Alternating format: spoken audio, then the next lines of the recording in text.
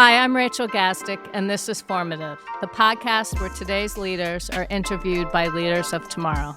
Today, we welcome a guest whose story, or a fictionalized version of it anyway, you may already be familiar with. In 1988, Devin Harris joined three of his countrymen on the first Jamaican Olympic bobsled team, whose extraordinary tale of trial, error, and honor inspired the hit 1993 Disney film Cool Runnings. But he didn't stop there. After Calgary, Devin represented his country in the Olympic Games of 1992 and 1998. In addition to his athletic achievements, he is a military veteran, a motivational speaker, and an author, as well as the founder of the Keep On Pushing Foundation, which supports the education of kids in disadvantaged communities. We are so delighted he could be with us today. My student co-host today is Josh, a seventh grader at PS 175 in the Bronx. Josh, why don't you tell me a little bit about yourself? You've entered into this world of podcasting. This is your second interview. What do you do to prepare for these shows? Well, usually what I do is I just practice speaking without getting nervous and asking questions and making eye contact and all that stuff for a good conversation. And so what have you learned in that coaching and research and practice along the way? What do you think skills are that you're developing in this process? Well, one thing I've learned is after I ask a question, I don't have to immediately go on to another question. I can build off of that question to ask more related questions. So how do you think this ties into what you do at school? What are some of your favorite subjects and things you like to do? And how do you think podcasting can fit into all of that? Well, I like math, and I think this could fit into part 2 questions in math, I guess. Adding on to your response in some way. So are you excited about speaking to today's guest? Yeah, I'm excited. My mom was also really excited. Since she grew up in Jamaica, she was excited for me to do this. Ah, wonderful. So why don't you take it away, Josh, and ask Devin your first question. My first question to you is, what was it like growing up in Jamaica in that environment? Hey, first of all, Josh, I'm excited, Rachel, as well. Thank you for inviting me. And Josh, it's always great to speak to a fellow Jamaican man. So thanks for having me on. So I grew up in Kingston, which anybody knows about Jamaica as the capital. I grew up in a place called Olympic Gardens. Sounds like I was destined to become an Olympian. I don't know. Olympic Gardens is actually one of the toughest ghettos in the world. Really tough, rough, impoverished environment. But you know what? As a kid growing up, I loved school because I could play as much as I didn't like class as well. I enjoyed being in class, but school was where I could play to my heart's content. And so I love the idea of being in school and being competitive in class and being competitive on the sports field. My first love was soccer, and then I ran track and all that good stuff. So it was fun times, man. It's Jamaica. How can it not be? Yeah, I also like sports a lot. I play a lot of sports outside of school as well. What sports do you play? Lacrosse and baseball. And I've played basketball. Kind of rough and tough, lacrosse, huh? All right, cool. When you grew up in Jamaica, did you ever visit St. Elizabeth? Dude, I spent my early years in St. Elizabeth. That's where my grandmother lived. Is that where your parents are from? That's where my mom's from, yeah. Do you know where in St. Elizabeth? I'm not sure. Yeah, so I grew up, my early years was in a little district called Horton, St. Elizabeth, which is near to Lacovia, which is near to Magotty. So, my early years were spent in St. Elizabeth. When you were in school, besides sports, what were some other activities that you really enjoyed doing or had a passion for? Playing. Just playing. So in elementary school, I absolutely loved playing, but I loved learning. In high school, so track was my main thing. Then as I got older in high school, we had a thing called French Festival where we competed in plays. We did French plays and songs. And I can't sing, but I did sing a couple of French songs. And then I was on the school's quiz team, which is, we call it School's Challenge Quiz. It's a little bit like Jeopardy, but for high school. So, I tell kids all the time, man, especially those who want to do sports, right? They want to become a pro basketball player, football player, whatever. I'm like, that's fine. But while you're building those muscles, those biceps and triceps, make sure you're building the ones up here as well, right? So that's really, really important that you are always working to expand your mind, always working to learn something new. How did you get involved in bobsledding? Because I'm pretty sure that in Jamaica, there's not that much snow, so it must be hard to practice. So how did you get involved with that? Yeah, we're still working on the snow thing. Might take a while. So I mentioned my first love in sports was soccer, and then I started running track. And when I was in high school at 15 was when I actually started training seriously for track. It was 1979. And so I'm giving you a roundabout story here, forgive me. But it was a year before the Moscow Olympics. And ABC Wild World of Sports, because we got some American TV in Jamaica, had a series called Road to Moscow, and in it, they showcase athletes from around the world. And, when we think of Olympic athletes, we tend to think of these superhuman beings. And what I saw in that series were people were very much like you and I, Josh, average and ordinary, but they had these extraordinary dreams and an equal extraordinary desire to accomplish those dreams. And I'm like, well, maybe I could become an Olympian. And that's where the dream of competing in the Olympics was born for me. But my major goal when I was your age was to be an Army officer. And so if you fast forward, I'm 21 years old, I'm an Army officer, and I'm having this rather intense conversation with myself. I'm like, so what are you going to do with the rest of your life, man? Now that you're an Army officer, what are you going to do? Then I'm like, oh, yeah, the Olympics. Because I had this dream that I was going to compete in the Summer Olympics, running 800 and 1,500 meters. Yes, I'm from Jamaica. I was not a sprinter. Round about that time, there were two Americans who lived in Jamaica, came up with the idea to start a bobsled team, and they couldn't get sprinters from the summer team to do it. So they came to the Army looking for athletes. And my colonel suggested that I tried out for the team. And so I went to the team trials, and the dream of competing in the Olympics remained alive, but I switched from going to run to bobsledding instead. Yeah, because when I first heard that you were bobsledding, I thought you were in a place like Canada or somewhere that had snow. I wouldn't expect Jamaica out of all places. Yeah, well, so I tell you this, when our team got selected, which was back in September 87, our first bobsled trip was actually to New York, Lake Placid, New York, 5 hours north of New York City. And that was the first time we saw a bobsled and a bobsled track and all that stuff. And then the first time we actually went down a bobsled was in Canada. Since you started bobsled without much experience, how long did it take you to really learn what you were doing? I'm still learning and I'm retired. It was, they talk about a learning curve. It was a really steep learning curve because the Olympics were in February of 1988 and we were seeing a bobsled for the first time in September of 1987, only a few months. But what it says to me is that any one of us can learn practically anything if you really put your heart into it, right? It may be difficult, maybe scary, might hurt in some way, shape, or form. We crashed at the Olympic Games, but we ended up pushing the 7th fastest start time. So we're the team with the least amount of experience. And after my first Olympics, I became a driver, and so I continued to grow in the sport. I don't know that you ever, even the guy who wins the gold medal is ever perfect. It's kind of like the journey of life. You're constantly growing, right? Even if you're in school and you're on the honor roll, there is still more things that you can learn and get better at.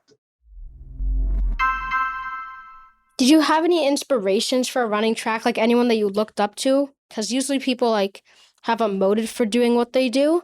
So I was just wondering if there was anyone like that was your hero or someone that inspired you. Yeah, well, it's a really good question. Motive. Wow, you're Jamaican. Is that why you're so smart? Is that what's going on?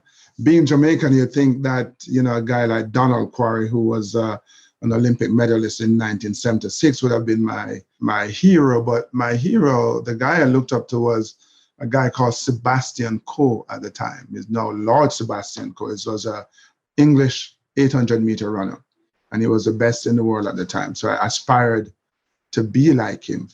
I mentioned that I grew up in a really rough neighborhood. I was really poor. And so I had a really strong motivation to get out of the ghettos.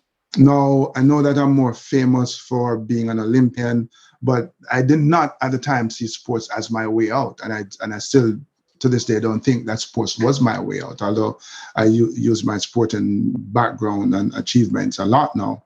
My way out was to stay in school and work as hard as I could so I could become an Army officer. That was my way out, to become an Army officer. And then that kind of opened the door to other things. So yeah, I had a really strong motivation to get out of the hood. Yeah. And here I am hanging out in New York with you. You see how that works? Yeah. I also saw that you've gone to 5 countries. Was any of that being involved with the Army or anything, or was it like on your own time? Yeah, well, 5. No, I think I've gone to a little bit more than 5. But so my first time outside of Jamaica was because of the Army. I went to England. I was trained at the Royal Military Academy, Sandhurst, which is like West Point. And because of the Army, I went to a couple other Cyprus and where else did I go? Wales, Scotland. And then the rest is bobsledding or speaking, because these days I'm a motivational speaker. So I've been, I don't know, 25 countries or so now and counting. Out of all those, if you had to pick one, what do you think would be like your favorite one? So I have to pick more than one. So when I was in high school, I studied French and I always wanted to go to France. And eventually I got a chance to go for the Olympics, and I've been a few times. So it's really great even now to go to France and use my bad French because I've forgotten most of it. And I really enjoyed going to Japan for the Olympics back in '98. And part of the reason I enjoyed it was because it was so different from the Western culture. And I guess I enjoyed it so much, Josh, that when I came back to America, my son, who was 7 or 8 at the time, I spoke, I guess, so highly about Japan that he now lives in Tokyo. And I have a grandson now who is Japanese, so go figure. Yeah. Right? See what happens when you start traveling around the world, all kinds of crazy things. Yeah. When you mentioned that you traveled around the world, you also said that you went for motivational speaking. How'd you get involved with that? So after the Olympics in 1992, I retired from the Army and I moved to New York, and I thought I was going to be working in the hospitality industry, managing hotels and all that stuff. And I couldn't shake the bobsled thing. And so I decided to go pursue that again, to compete in my 3rd Olympic Games. And I met another Jamaican. You have to watch out for those Jamaicans, they lead you astray sometimes. He wanted to be my agent, and he was the one who told me about this thing called motivational speaking. Never heard of it before. And I thought, sounds good, I will do it, but after the Olympics. So I went to the Olympics, and kind of like you, after the Olympics, I started preparing, wrote my speeches, which is why it's really important to pay attention in school, because although it may not seem like fun sometimes, and many of the things that you do in class, believe me, it comes in handy. It becomes really important tools that you can use in other aspects of your life, things that you may not have been thinking about at that age. And so I was able to use many of the skills and tools that I learned at your age in school to prepare me to do this new part of my life. So also I saw you do TED Talks. Was that a part of the motivational speaking thing? Is that a reason why you wanted to do it, or? Yeah, so I'd been speaking for a number of years, and another Jamaican, they were having a TED Talk event in Jamaica, actually. And this gentleman who I served in the Army with in Jamaica, he was actually senior to me. I had to call him sir back then. Now I can call him by his first name. Ha ha ha, how you there? Like that.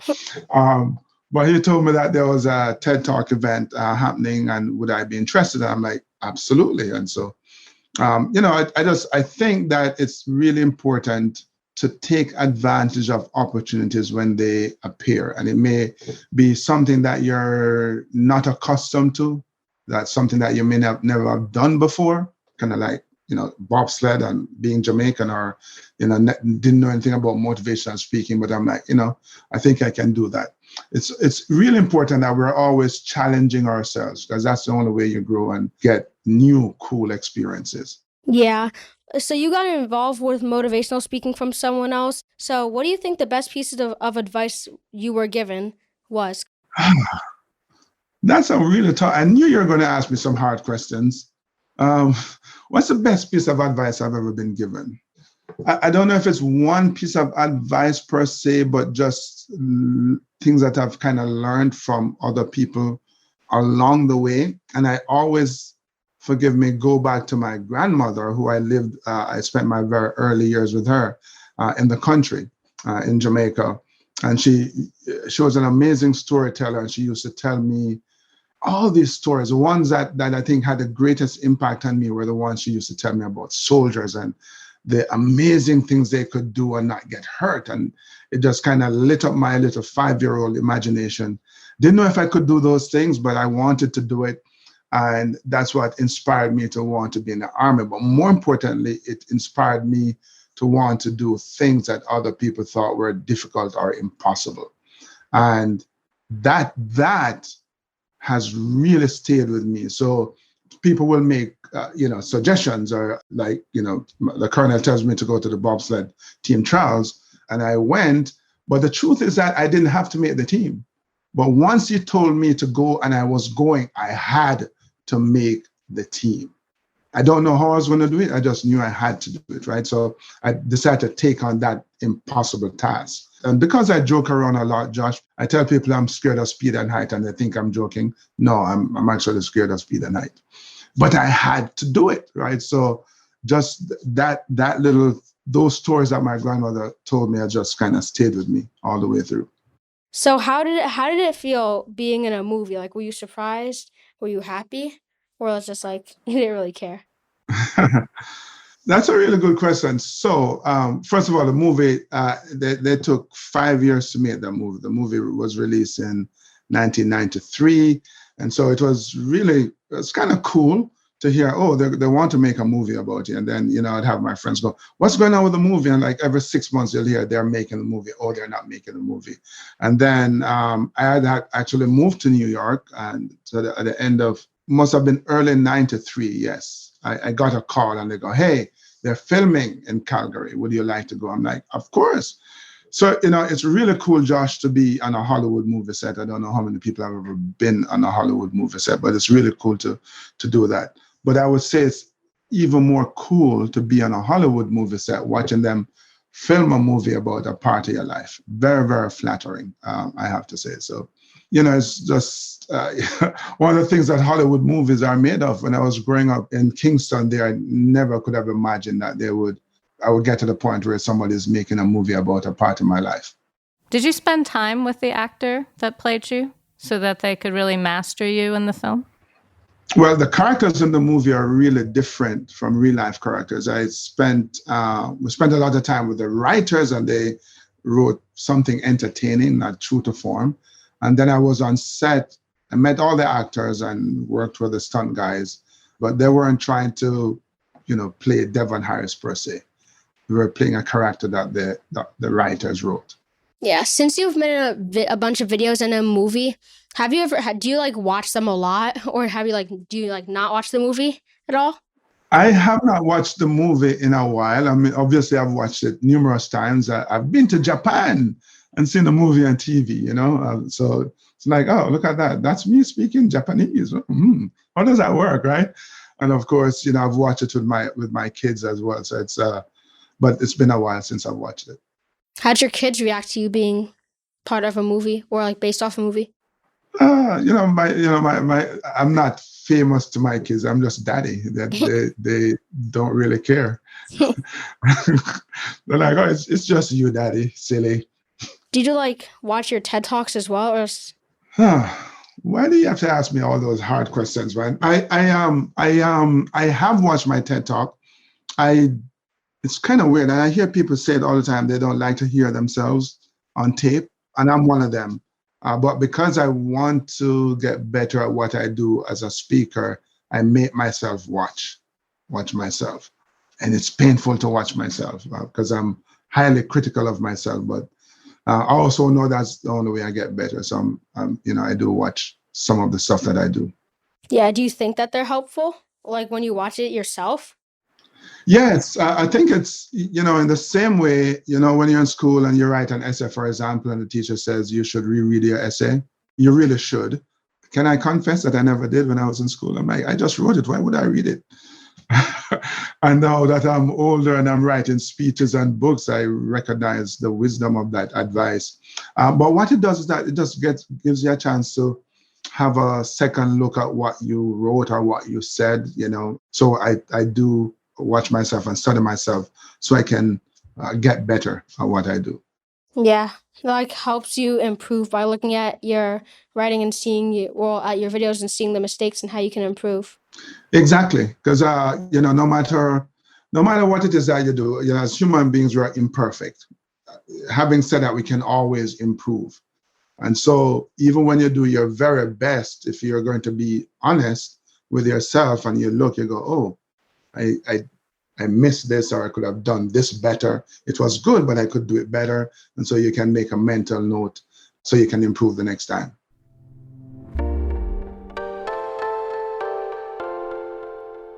Josh, do you mind if I jump in with a question real quick? Sure. Because it's such an interesting conversation. And I remember reading something that you wrote, that the greatest gift that you've ever received was the belief that a positive attitude and a never say die philosophy would carry you farther than a sense of injustice and a heart filled with anger. I'm wondering how you adopted that positive attitude. Was there someone in your life who influenced you? Like, who were the mentors and people that guided you in your life? Yeah. So I get whenever I'm asked that question or any version of it, I always go back to the answer I gave earlier, my grandmother, and being able to build on that, and then just being, although it was a challenging, impoverished environment, just being in school with teachers who were very encouraging and who challenged you a lot, and then just. There was something kind of in the air. Jamaica, interestingly enough, was still a very young country when I was growing up. We were independent in 1962. And so there was a lot of optimism, a lot of challenges, but there was optimism as well. And I just kind of gravitated to that. I hated the idea that my destiny would be to be stuck in this challenging, impoverished environment. And so, I kept working and dreaming. I'm a big dreamer, and hey, dreams do come true, man. Dreams do come true. And what were some of the conversations you would have with your grandmother? Now, that's the thing. I was too young to remember the details. I just remember the impact that they had on me. Like, soldiers could jump in these deep gullies and not break their leg, and I'm like, oh my God, I wonder if I could do that. I don't know if I can do it, but I want to do it. I think all of us at some point in our life go, wow, if he can do it, if she can do it, then I can do it, right? Although there's nothing in your experience that suggests it's possible.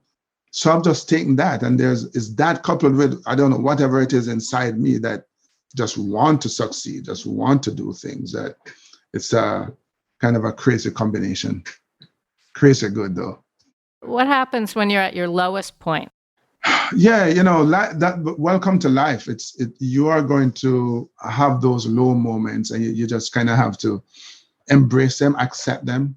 I used to get really angry and not throw things around, just like have these really intense conversations with myself, and then I just go back to work because it's not happening. It's not. I'm not doing without this thing. So I just get back to work, man. Let's go.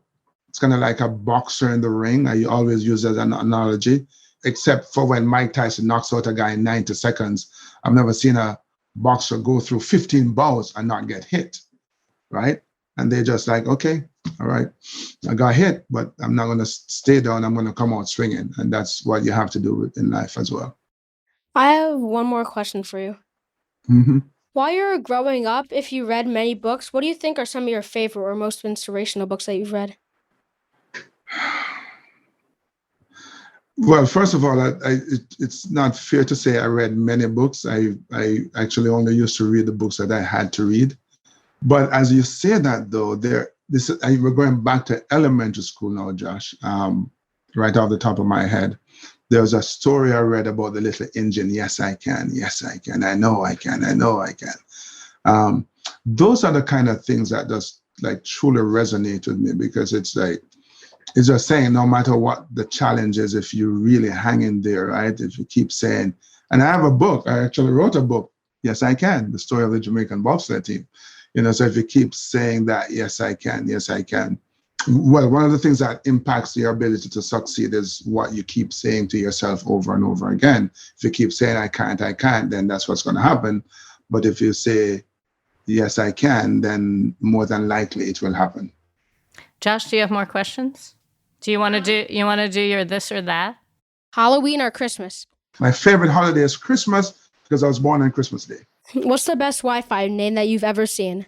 I'm going to cheat and say D-Fighter because that's one of the things that I use, D-Fighter. What's your favorite type of cheese? Cheddar.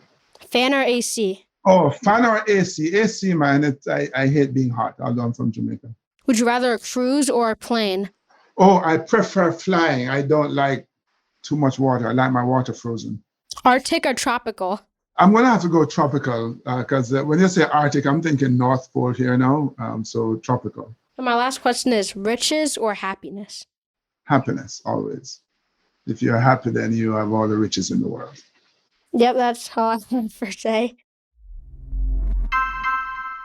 So, Josh, it's been great, as always, to co-host with you today. And Devin, it's been such an honor to have you on the show. We ask all our guests the same question when we leave is, if you could go back in time and speak to your 13-year-old self, what's one piece of advice you would give to yourself? Don't be so hard on yourself. Enjoy the journey.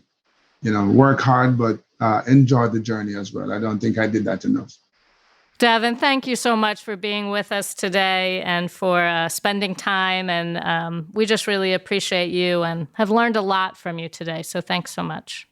Thank you so much for having me, Josh. Great chatting with you as well, my man. Great chatting with you as well. Thanks for listening to Formative. I'm your host, Rachel Gazdick, CEO of New York Edge. My co-host today was Josh from PS 175 in the Bronx. He was assisted by Jesse Cowan.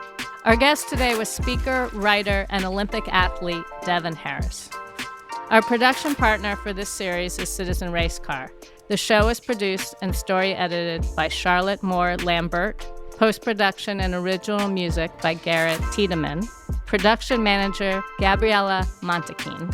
Executive producer David Hoffman. Thanks to the whole team here at New York Edge for making this series possible. Never miss an episode of Formative by subscribing to the series at newyorkedge.org/formative or wherever you get your podcasts.